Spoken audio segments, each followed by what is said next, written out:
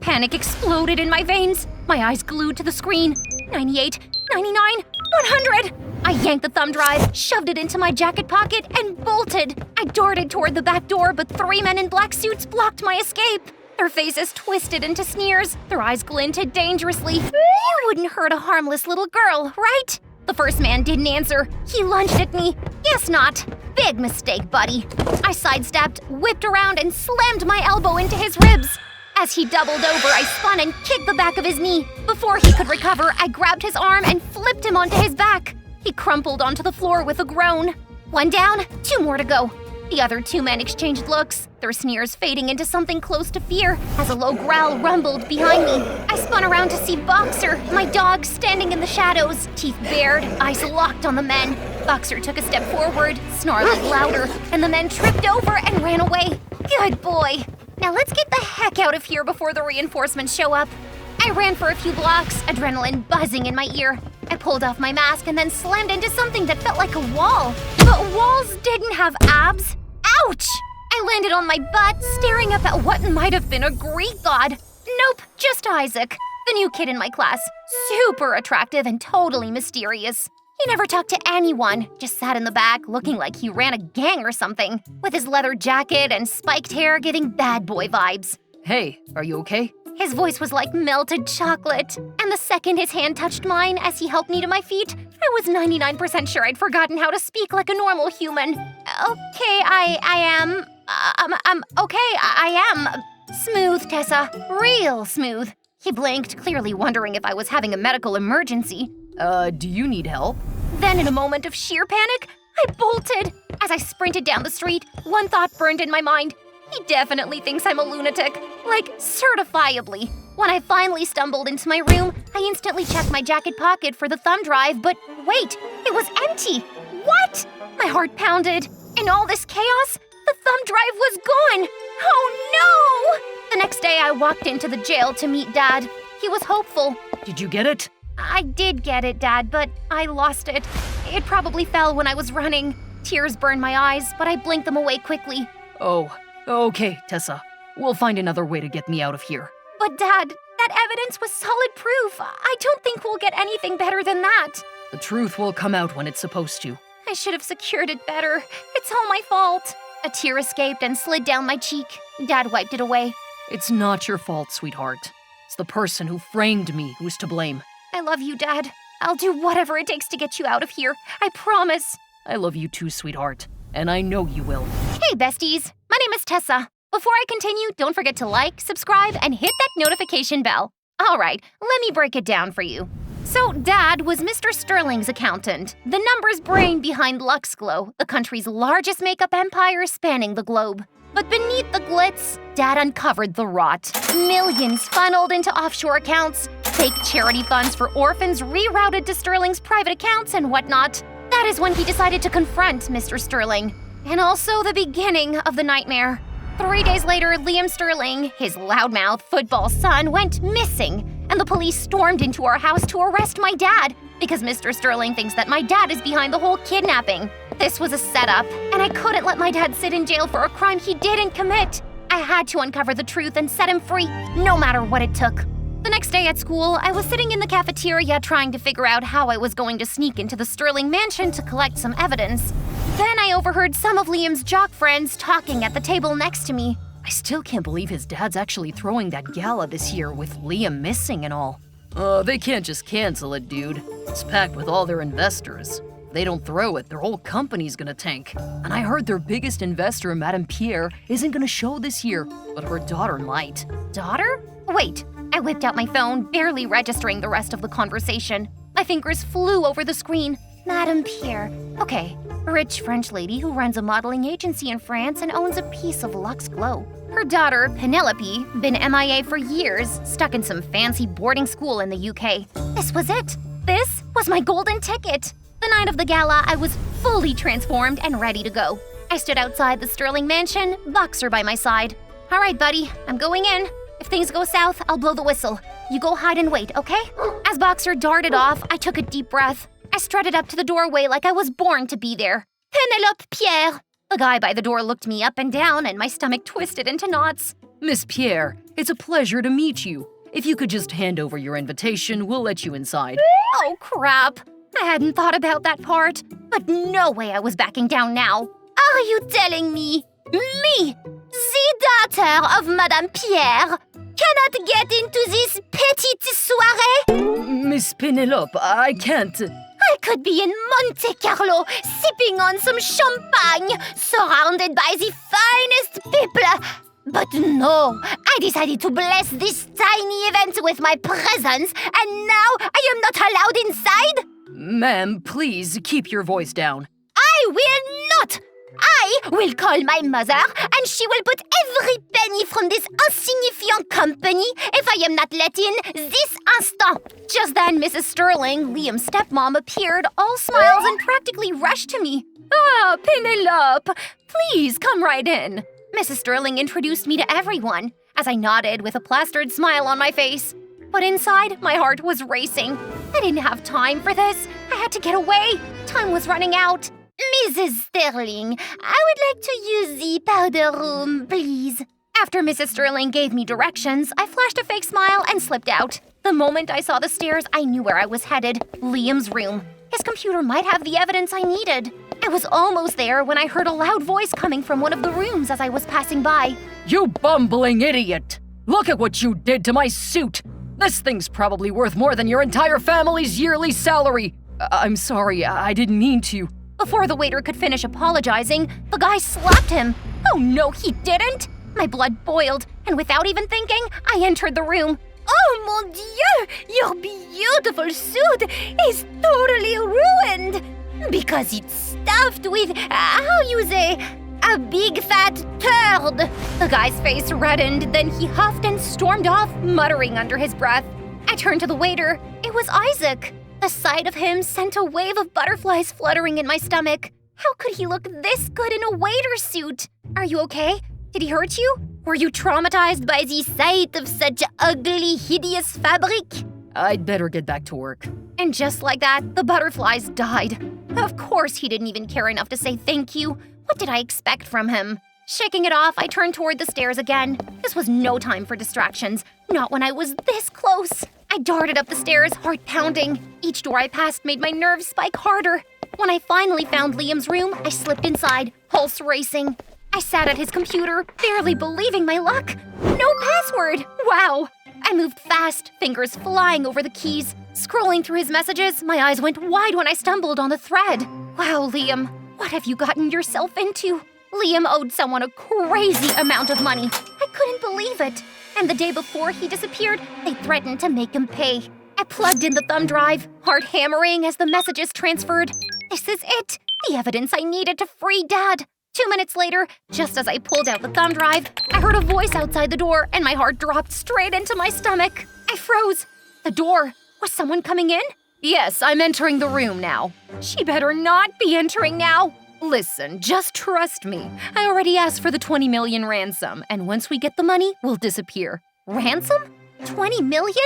I backed up, shaking. I could feel the blood draining from my face. Mrs. Sterling was involved in Liam's kidnapping. The door handle creaked. It was opening. Oh my God! What am I gonna say? What excuse? I'm sleepwalking? No, that's dumb. Was just getting inspiration for my room in the UK. But ew, not with all these dirty clothes. Boxer, you're my last hope! I reached for my whistle just as I was about to blow into it. Mrs. Sterling, Mr. Sterling is requesting your presence in his study room. He's with a potential investor and needs your input. Oh, thank you, Isaac. The door clicked shut and my heart actually sighed in relief. With trembling fingers, I grabbed the doorknob and peeked outside. No one in sight. I stepped out of the room. Hi there. Again? What are you doing here? My stomach did a weird flip. I spun around to face Isaac. I was searching for the toilet. Then my heels got caught on the carpet, and I swear I was this close to eating the floor until Isaac's hand shot out and caught me.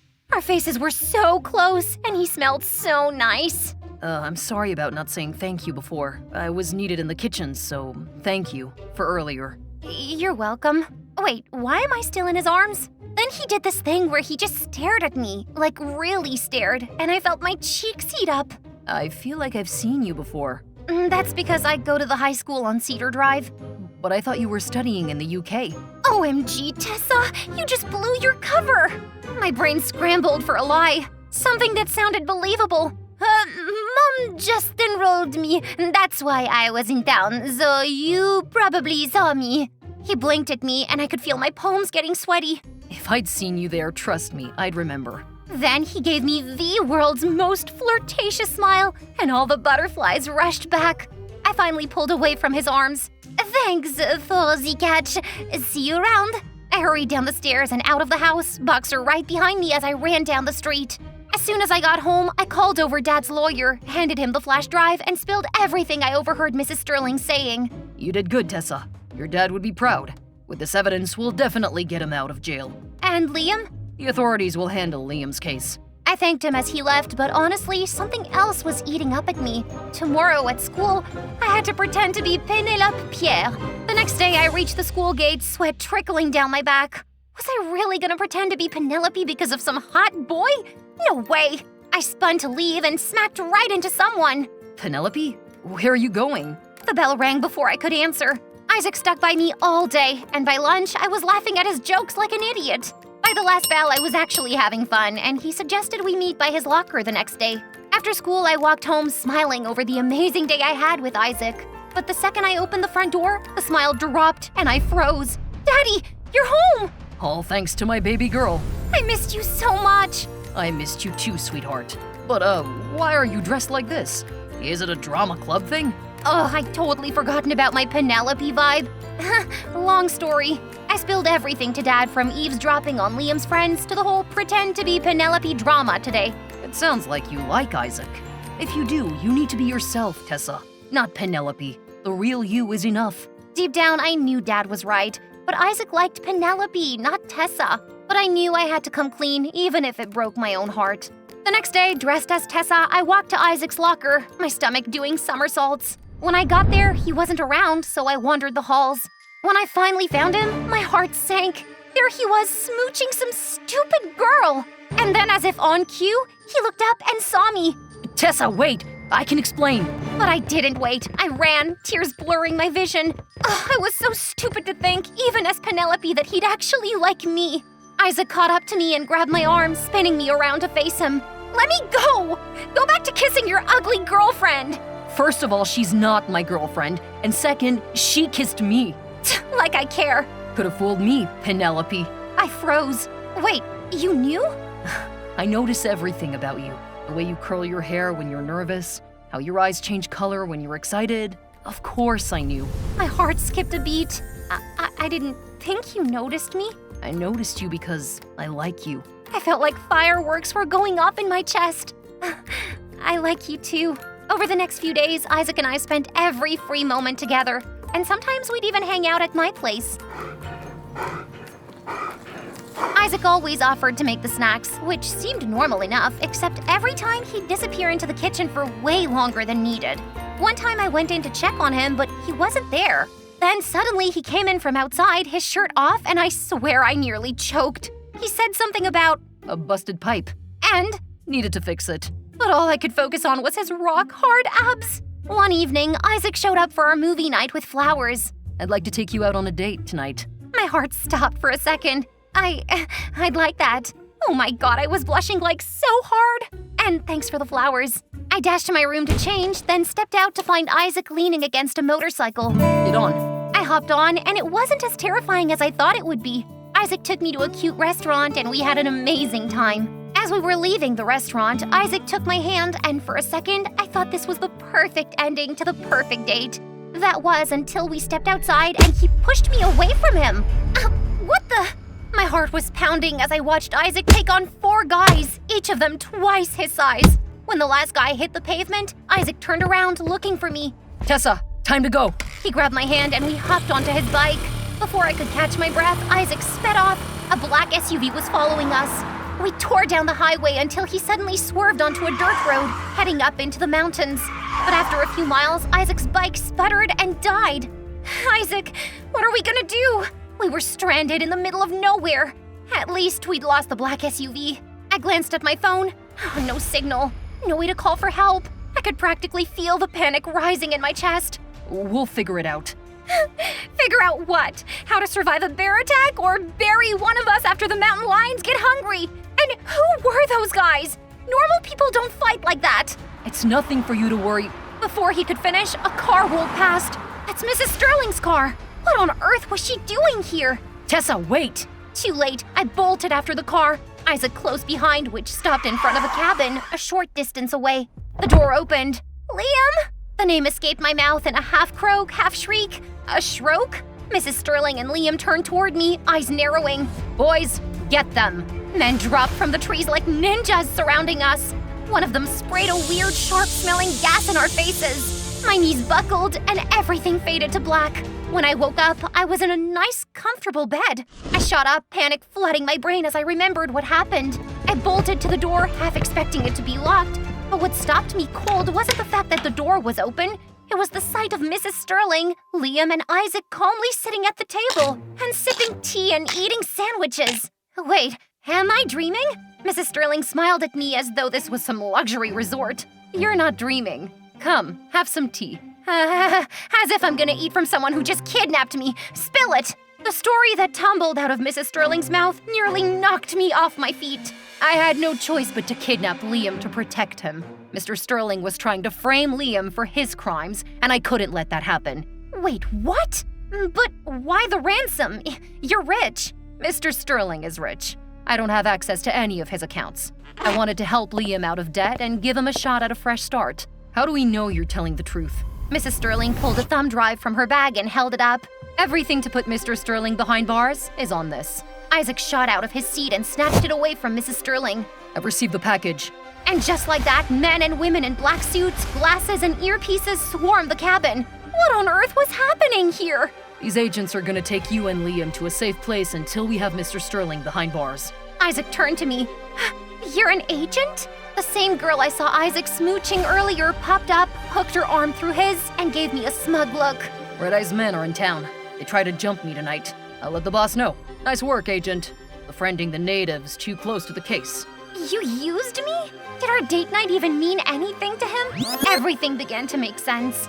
Him being at the party, him staying extra long in the kitchen at home. He was probably snooping around. Tessa, I needed to make sure your father wasn't involved, and we've been trying to bring down Mr. Sterling for years. Before he could finish, I slapped him hard. Stay away from me! I stormed out of the cabin, wrapping my arms around myself like that would stop the tears from falling.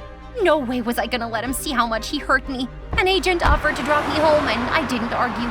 But just as I stepped out of the car, ready to run inside, a freaking helicopter landed on our front lawn. And guess who popped out? Isaac. Tessa, please hear me out. No! You! Before I could finish, Boxer charged, slamming Isaac to the ground. Boxer! Hey, buddy. Remember me? I'm Tessa's friend. Friend? Friends don't use other friends. Tessa, can you please get him off of me? There's something I need to tell you. Say it from there. I love you, Tessa. And yeah, it started as a job, but it turned into something else. Please forgive me. And you think by telling me you love me, I should forgive you? Well, yeah. I'm not that easy, bucko. You've got work to do. First thing, you owe me another date. This time, no thugs. Whatever you say, ma'am. Now, please get Boxer off of me.